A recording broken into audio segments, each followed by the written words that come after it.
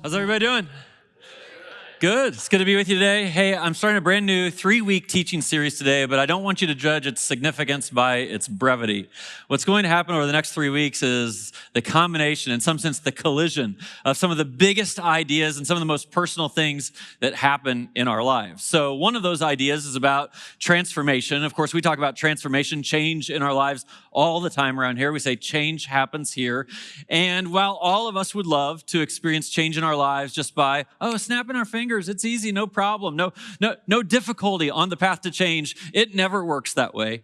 The real pathway to experiencing change and transformation in our lives essentially always goes through one or both of two processes. One is that I have a new understanding.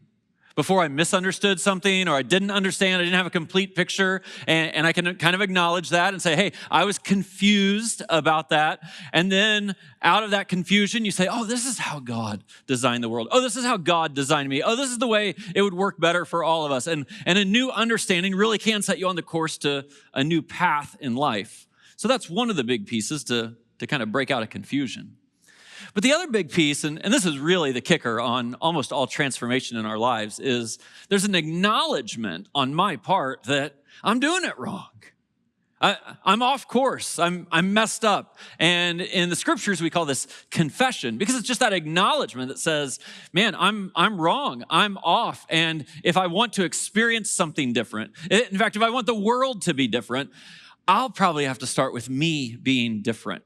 And so if we can come to this place in our lives where we'd say, oh, it's okay, I was confused, now I understand, that can lead to breakthrough. Or you can come to the place where you're like, I've been making the wrong choices. I need to do something different and confess that. Then life can be different. Those are two big ideas. And as you can tell with our beautiful graphic here, this series is about confusion and confession, particularly with our dollars. Right? Our money. And money is, of course, a very personal thing. It interacts with all of our lives in all kinds of different ways. Jenny and I were actually having dinner with a couple in our church not that long ago, and I told them that there was a money series coming up, and the wife said this to me. She's like, oh, you're probably going to talk about your van, aren't you?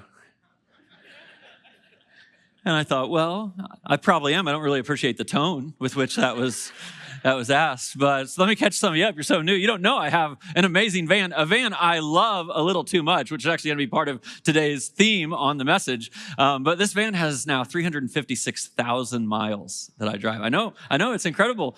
It's all the guys who are clapping for me. That's what I've experienced. So think about this. I was having breakfast not that long ago with a friend of mine, and he told me, he's like, hey, did you know, I think Honda, it's a Honda Odyssey. I think Honda has a program where if you get to 1 million miles, they give you a new vehicle. I'm like, really? I started looking into it. First of all, it's not true. It's happened from time to time. But second, after I did the calculations, I would only have to drive my van 38 more years in order to get to. That's a long, long ways. And you also may not know that just before Easter, I was in an accident with this precious little van of mine. Got rear-ended, got slammed in the back, tore up the whole back end, pushed me into the car in front of me, tore up the front end, and I thought the van was done. I mean, the insurance company did total. It's not worth that much. But I have a friend in our church who fixes cars.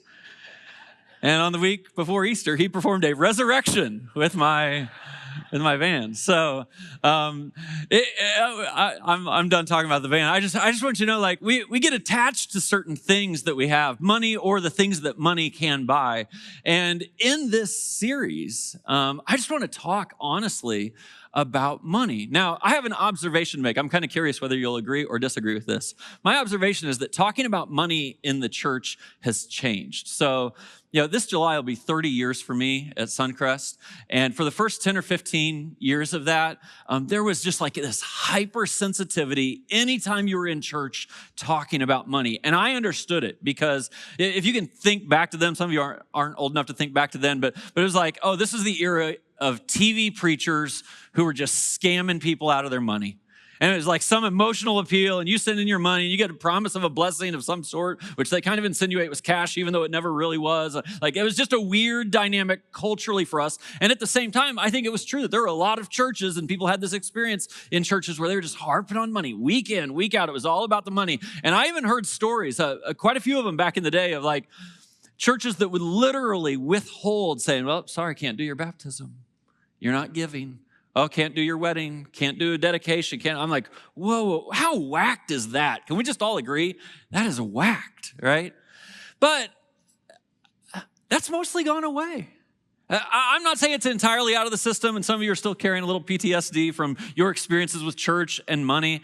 But my sense is over the last decade or so, the conversation has flipped. And so just this past February, though hardly for the first time, I was having a conversation with someone. And he said to me, he's like, Greg, we need help understanding money. Like you're great at helping us understand our relationships, how to use our words with one another, about the inner life, about how to pray, all those things. We need help with our money. I'm like, oh, people aren't not wanting me to talk about money. It's like, oh, if the scriptures, if God is who he says he is, and he has this wisdom about it, and it would be better for life and better for our world, then let's talk about it. And I do think there's some things even within our church and within churches like ours that have made it a little easier. One is transparency. Like, we'll show you how we spend our money. Ask for a budget, talk about it. That's no problem at all for us. We want to be an open book about that. A second thing is about patience. This is not a high pressure place. And I'll spend more time in week 3 when I do talk about generosity with this, but we use this idea to say, hey, people are on a journey with their generosity toward God. People start as rookie givers and then probably take a step to recurring, make it a habit of life, take a step to relational, which is a totally different question about trusting God. And some become radical givers, but you don't do that overnight necessarily. And so there's just a sense of patience that's built into this. Our church, I just want you to know this. I mean, we try to say it every week. We have a lot of gratitude for your generosity. We had a new staff member that started on Tuesday. And every time we have a new staff member, I get just 10 minutes with that staff member. And I always want it to be on their first day in the office because I want to tell them a few things that are important about this. And one thing I tell every new staff member is one of the things that really matters to me is how our staff spends the church money.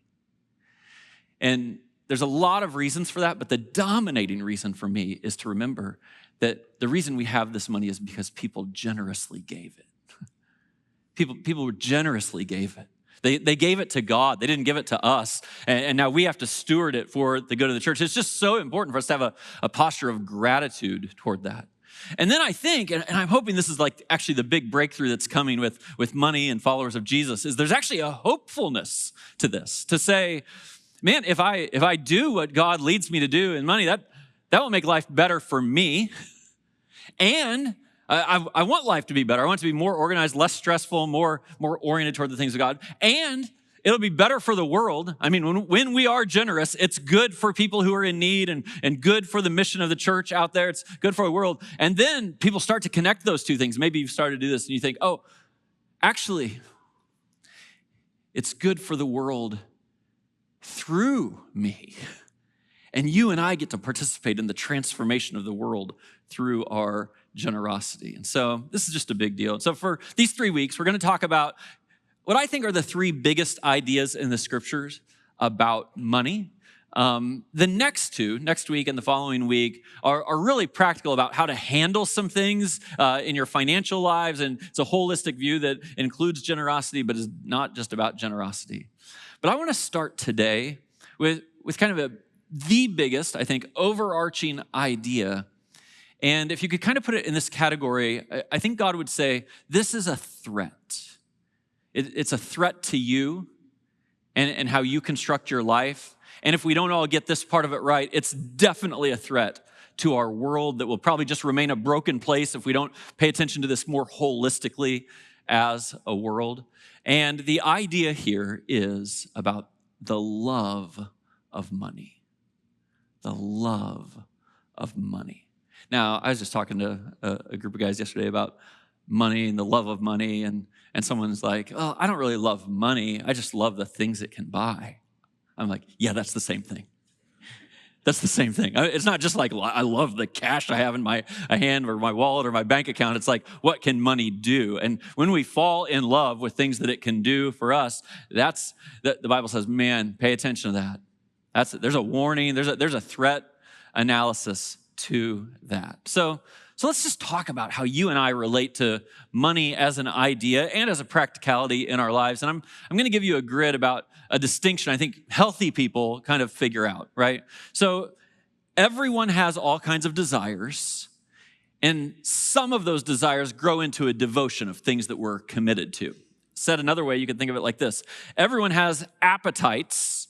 We have things that we want to consume, but sometimes those appetites turn into an allegiance. Or maybe said a little differently, we all have things that we like, and then we have to decide out of the things that we like, what will we love? And this can go across all areas of life. And of course, I'm going to apply it to money today. But can we just walk back through this and think about it? This is a really big idea, because you have desires for lots of things. Some of your desires are actually evil desires. Some of them are fine, and some of them are good. But one of the questions is, like, you can't be devoted to 100 things, but you do have 100 desires. The question is, what are the few that you'll be devoted to? You'll pour yourself into those desires. Similar with appetites, the very nature of an appetite, think about food and drink, like the nature of an appetite is that it's never fully and finally satisfied. It's temporarily satisfied, and then you are hungry again. And we all have appetites for lots of things, but we pledge allegiance to only a few things.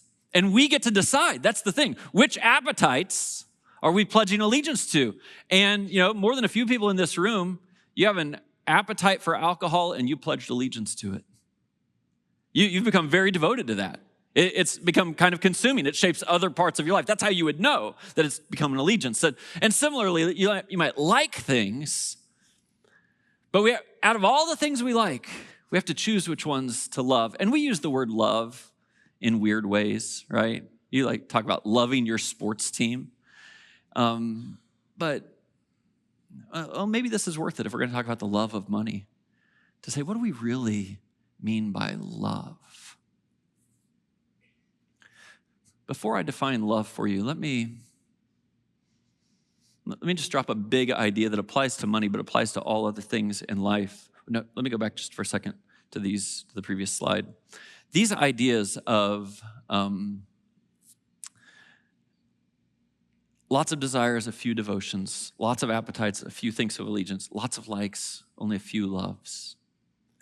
If you want to get life really, really right, and if you want to live a relatively stress-free life, and if you want to not be pulled in 100 different directions all the time, one of the absolute smartest things you can do is decide, I'm just going to devote myself to a very small circle of things. I'm going to choose wisely. I'm only going to give my allegiance to a very small circle of things or people, and I'm going to choose wisely. And I'm only going to love a very small circle of people or things and choose wisely. And if you make those choices right, you can have lots of appetites and desires and likes, but you get the devotion and allegiance and love right, and life works out. Now, if we were to say, what does it mean to love money? I think this is one of the difficulties. When I was talking with that group of guys yesterday morning, one of them reminded me, is like, hey, a few months ago, you told this story about your son, Davion, and he gave some money that he had gotten for Christmas. And I had said to Davion in the car, like, hey, it's okay to like money. It's not okay to love money, right? That's part of what I'm saying to you today. That's part of what the scriptures say. It's okay to like money. It's not okay to love money. Now, that seems so simple to say. But the big question is, where is the line? How do you know whether you've turned into loving it or not?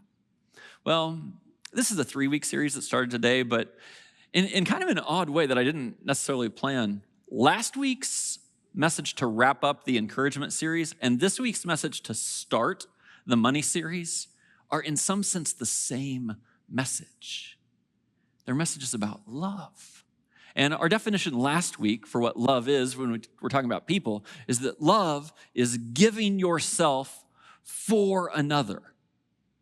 And if you and I loved money, and you may or may not, or you may not know, but if you or I loved money, one of the ways we would know is I start giving myself so I can have money or the things money can buy. And so we're just going to test this out a little bit today. This will not be high pressure. I'm going to let you walk away from here deciding this entirely on your own and kind of doing your own business with God. But I think there are potentially 3 conclusions that we could come to when we're thinking about, confusion and confession and this idea of loving money. You could come to the conclusion that I love money. And if that's the conclusion you come to at the end of today's message, I really hope you'll have an encounter with God and be confessional about that. Acknowledge that's true, acknowledge it's wrong, and make the adjustments in your life. Maybe it goes like this. You'd be like, I love money? It's like Ron Burgundy? Okay, that reference was totally lost on almost all of you. That's okay. But this is the confusion part. Like, it might take more than the next 15 minutes for you to just take an honest journey to say, hey, but do I? I need understanding about this. I need clarity about this because I can't make a confession if I'm not sure if I do, or I can't feel affirmed if I'm not sure if I don't. But this is serious stuff. And so I want to break out of my confusion. And maybe the next 15 minutes will help with that. Or you might be in this category. I don't love money. This one's settled for you. It might have been settled for you 60 days ago or 60 years ago. But you had your time with God. You thought thoroughly about you and money. And you decided in that day, I'm not going to love money. And you haven't. You're not attached to it. You're not driven by it. You don't trade life for it. And you're like, I'm clear on this. And if that's you, I want you to feel affirmation walking out of here today, because that's where we want you to be. And it's a beautiful place to be. Now, the scriptures make dozens of references to the love of money. I'm just going to read you 5 passages where the phrase shows up. And I'm just going to let all 5 of these passages sit with a few comments so that you and I can think about our own lives and think, do I love money? So here's the first one. This is from 1 Timothy chapter 3. It's actually a passage that isn't really about money. It's about church leadership. This is now the overseer. The word overseer here is the idea of an elder of a church. Elders are regarded as overseers and shepherds of a church. And like we have elders at Suncrest. I'm the only staff person who is one of our elders, but it's a circle of about a half a dozen other people who guard and guide our church. They lead our church spiritually. They're the board of our church. I'm accountable to all that. And actually in July, just a couple months, I'm going to introduce that we're going to start searching for some more elders. And I'm going to show this passage to you because this is how you decide, like, would that person be a good elder of a church? This is how it's described. They're above reproach. They're faithful to their spouse, their wife. They're temperate, self-controlled, respectable, hospitable, able to teach, not given to drunkenness, not violent, but gentle, not quarrelsome, and not a lover of money. And actually, I'm just going to allow you for a moment to not think about yourself, but think about someone else. Like if you were thinking, I know some people at our church, or maybe you know some of our elders. You certainly know me. We have to live up to this. And when you think, well, that person shouldn't be an elder if they love money, what's your grid for that? Well, I mean, I'm just for a moment, and then make this go away fast. I'm going to invite you to be judgy of me and our elders and think, well, if I saw Greg doing that, then I'd think he probably loves money. What's in that category? I think it helps us to start to see what it means to love money. And my guess is if you looked at my life and I wasn't generous at all, I used all my money on me and my family, you'd be like, he loves money. If I started getting distracted from my family or my job responsibilities to start chasing money, you'd be like, I think he loves money. You could make a list of your own, but this is the idea. An elder of a church can't be a lover of money. Actually, some of the other things in the list help us understand, like, temperate, not to excess, self-controlled. A lot of these descriptions are similar. It's just applied to money. It's like, well, you can have an appetite, but you can't have an allegiance. You can like it, but you can't love it. You can desire some more, but when you get devoted to it, that's out of bounds. And so then that judginess that I asked you, gave you permission to apply to me and to our elders, I said, well, just think about that for yourself. And it might help you understand, do you love money. Ecclesiastes 5 says it this way: whoever loves money never has enough. Whoever loves wealth is never satisfied with their income. This too is meaningless. And so, well, how would you know? How would you know if you love money? Well, one of the ways you would know is if you don't feel like you have enough. So, you can just ask yourself this. Do you feel like you have enough? Are you satisfied with the amount that you have right now? There's just a satisfaction, a contentment with what you have. I'm not trading like other important things in life just to get more money. And it's not that you would never be unsatisfied. This actually says whoever loves money never has enough. If you could especially look back over your life and be like, you know what, it's true. I've chased this all the time. There's never been a moment when I was satisfied. I always wanted more wealth. And then I think this is so interesting. He doesn't say this is evil. He doesn't say this is wrong. He says this is meaningless. And this is one of the big ideas about money that has shaped my understanding. Money in all of our lives is simply a means to an end. If money becomes the goal, if money is the end, if getting things and having things and going on trips and experiences is the end, we've lost. Money, by its design, has its meaning in how you deploy it. And you could think about the way you deploy your money and be like, is it making a difference? Is there meaning to this? And sometimes that's taking a vacation with your family, or giving a really generous gift to your mom, or being good to God's kingdom. You are deploying money in a way that has meaning. But if the way you deploy money doesn't have meaning, or if the focus is on gaining the money, not deploying it, then you might love money. Here's a passage from Luke. This is the words of Jesus. No one can serve two masters. Either you'll hate the one and love the other, or you'll be devoted to one and despise the other. You cannot serve both God and money. And actually, the word Jesus uses here for money is, the old King James Version called it mammon, because it's not really like currency money. In fact, in the first century, this is a big idea for us to think about. This is how you know it's not just a pile of cash or your Chase app on your phone. It's not just money. It's money and the things money can buy. It's material possessions and wealth. And you got to be really careful. This is the devoted language. This is where I came up with this. You can't be devoted to money. The Pharisees, who loved money, heard all of this, and they were sneering at Jesus. And so I am very aware as I present this message that it can create discomfort, because if I name loving money as a thing that's off in the kingdom of God, and you love money, you might be sneering at me right now. Like, Greg, lay off, step back. It's none of your business. But this is the nature of it. And when you think about, well, what does it mean to be devoted to something? We're back in the category of love, right? That you would give yourself for it. Another time, Jesus tells a parable. He uses the same mammon idea, the same money idea. And he says, well, here's how you'd know. Money is just a commodity. Remember, its meaning is in being deployed.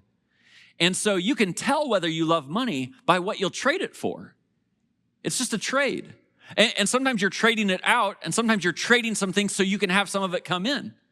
And it's really interesting because some people, get this, some people trade their money for better health, and some people trade their health for more money.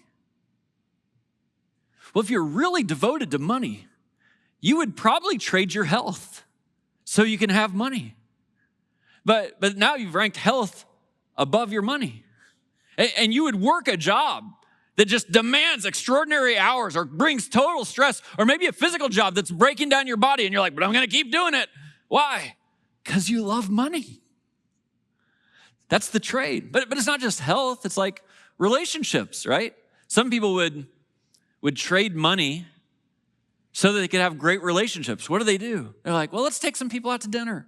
Let's throw a party at our house. Let's be hospitable people. And you actually use your money to build relationships. But other people would say, no. I need money, so I'm going to let relationships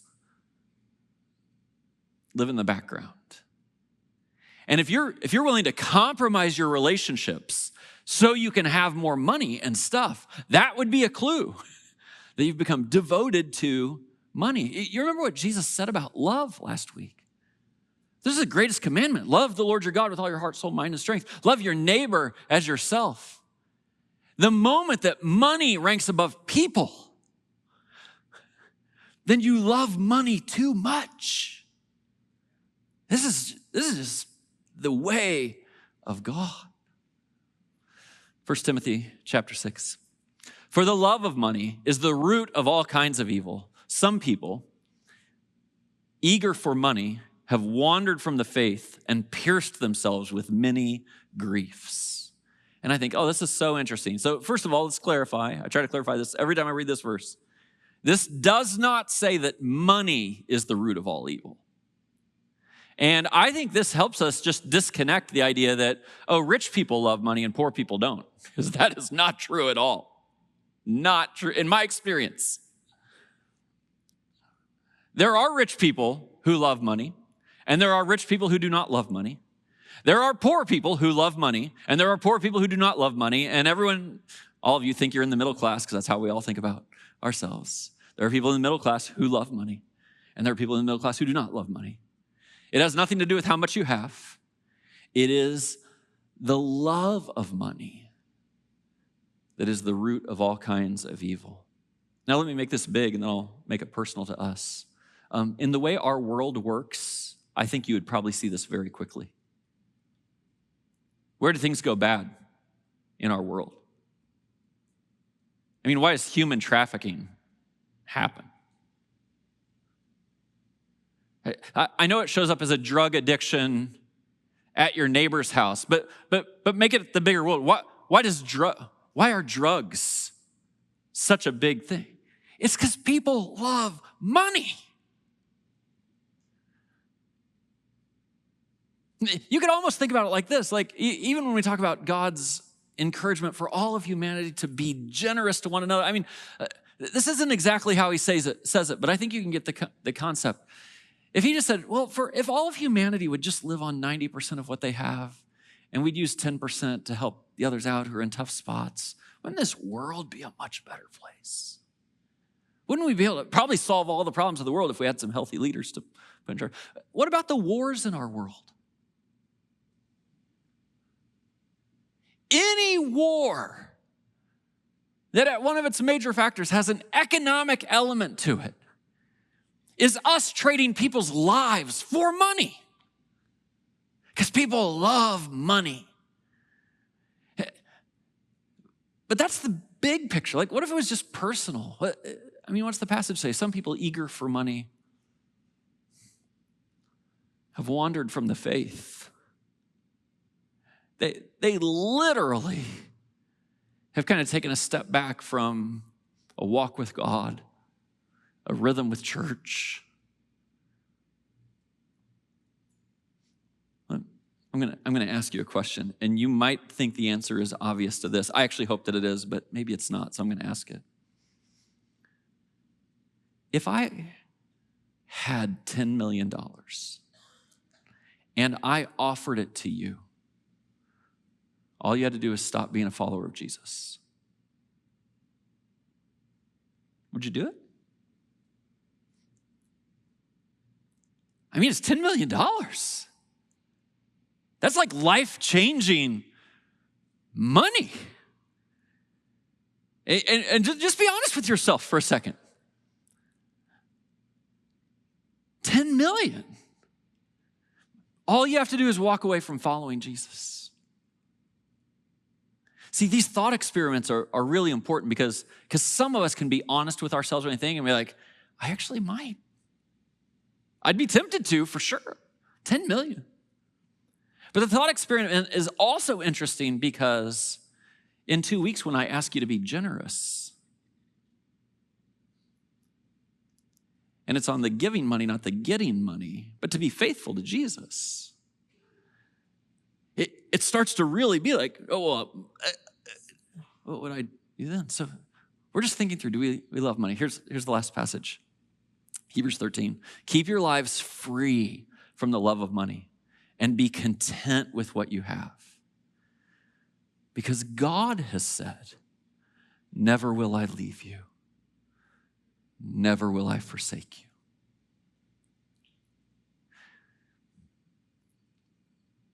What if I told you the amount of money that you have is the amount God wants you to have? I'm not sure that's actually true in everybody's circumstance, but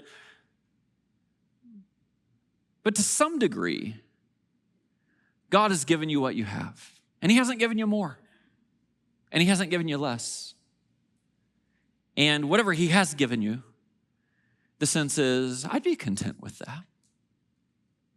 And the reason I can be content with it is because he's God. God's never left me. God would never forsake me. I don't need money to secure my future. I don't need money to find my enjoyment.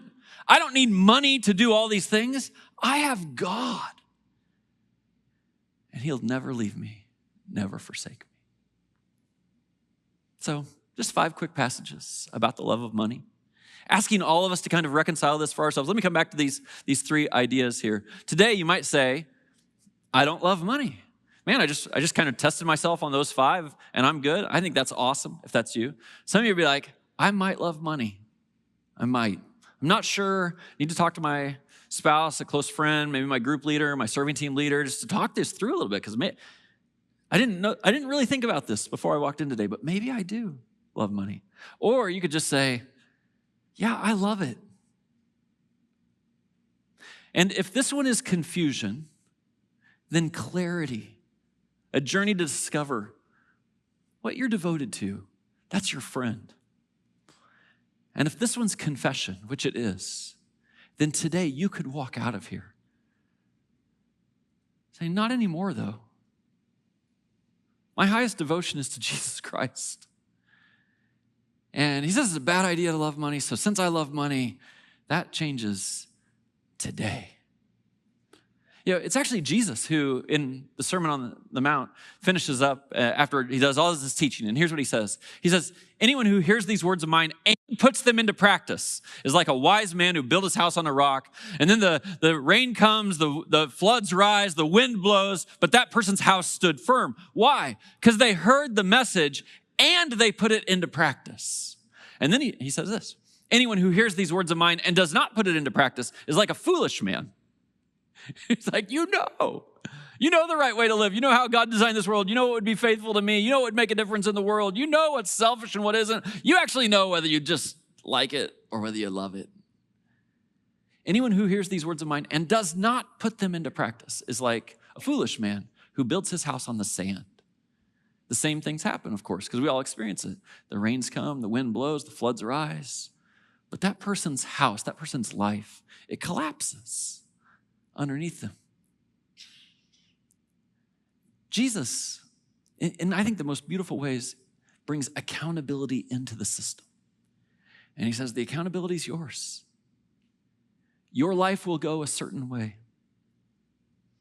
The other parable Jesus told that has accountability in it is actually about money. It's about the talents. You may remember the story. He says, hey, there's 3 different guys, 3 different amount of money.